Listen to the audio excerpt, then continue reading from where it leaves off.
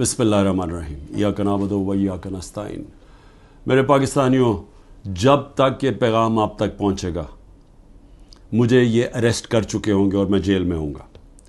तो मेरी आपसे सिर्फ एक ही रिक्वेस्ट है, अपील है कि आपने घरों में चुप करके नहीं बैठना। मैं ये जो जद्दोजहद कर रहा हूँ ये अपनी ज़ात के लिए नहीं कर रहा, ये अपनी कौम के लिए कर रहा हूँ, आपके लिए कर रहा हूँ, आपके बच्चों के मुस्तकबिल के लिए कर रहा हूँ।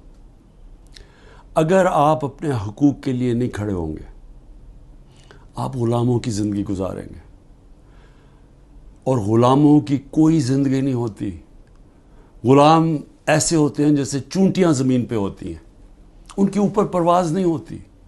और ये बड़ी ख्वाब का नाम था पाकिस्तान, नारा था ला इलाहा इल्लल्लाह। पाकिस्तान का मतलब क्या कि हम कोई इंसान के सामने नहीं झुकते।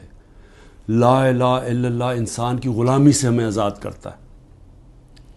और हमारे नबी सल्लल्लाहु अलैहि वसल्लम ने अपनी मदीना की रियासत में सबसे पहले इंसानों को आज़ाद किया था अदल और इंसाफ दे के। ये है जंग इंसाफ की, आपके हकूक़ की, आपकी आज़ादी की।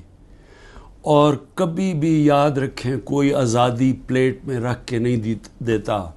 जिस तरह मैं कहता हूँ जंजीरें गिरती नहीं हैं, तोड़नी पड़ती हैं। पुरअमन एहतजाज आपने करते रहना है जब तक कि आपको आपका हक नहीं मिलता।